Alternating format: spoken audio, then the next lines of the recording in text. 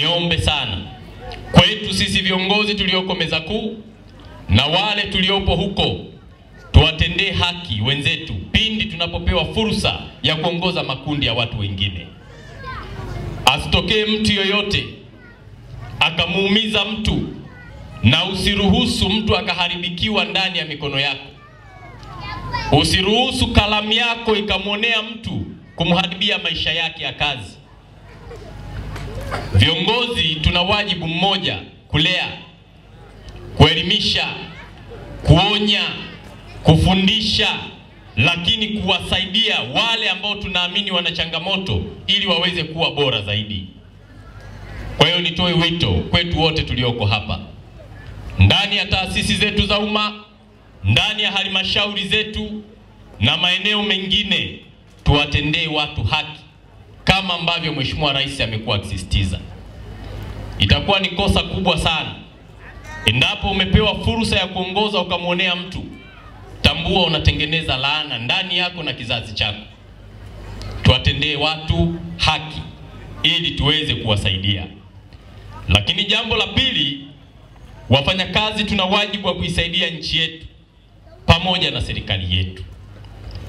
Tufanye kazi, lakini tukumbuke taifa linatutegemea. Hapa tuliokaa, nyinyi ni mashahidi.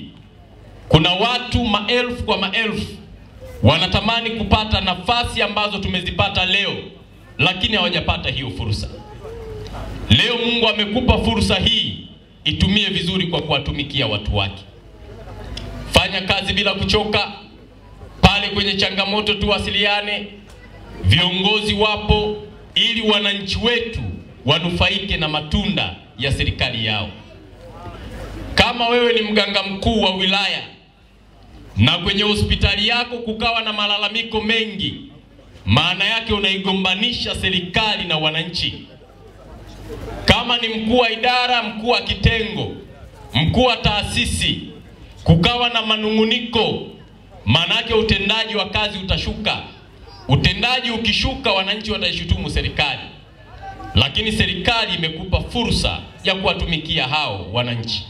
Niombe sana kwa dhati ya moyo wangu na kwa heshima kubwa na unyenyekevu mkubwa, kila aliyepewa kipande cha kwenda kufanya kazi akaitende hiyo kazi. Fanya kazi bila kumpendelea mtu wala kumuonea mtu. Na tujue kazi ni temporary. Baada ya muda utaondoka, atakuja mtu mwingine. Tuna wajibu wa kuitenda kazi kwa uaminifu. Hapa mimi leo ni mkuu wa mkoa. Kabla mimi sijaja kulikuwa na mkuu wa mkoa. Maana yake mimi nitaondoka na atakuja mkuu wa mkoa mwingine. Hivyo hivyo kwa rasi, wakurugenzi, wakuu wa wilaya na kwenu watumishi wa umma, kwamba nafasi hiyo hutaihold milele. Timiza wajibu. Muombe Mungu akupe hekima, tumikia watu ili upate baraka kwa midomo ambayo itakuwa inatamka jina lako.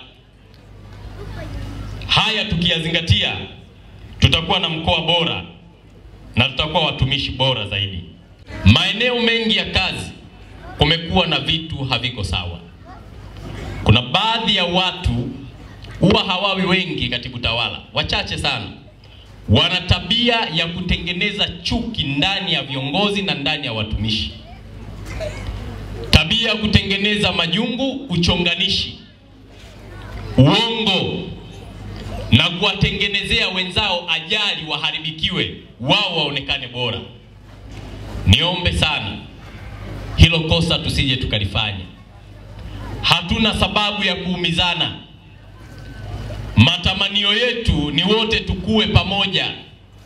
Usitake uonekane mwema kwa kumharibia mwingine. Asante. Na ndio maana wakati nimeripoti, tulikaa kikao na watumishi, nilisema maneno yafuatayo na leo nayarudia. Sitaki mtu yoyote aniletee taarifa ya mtu yoyote. Mimi nitamjua mtu kwa kufanya naye kazi, sio kuambiwa na mtu.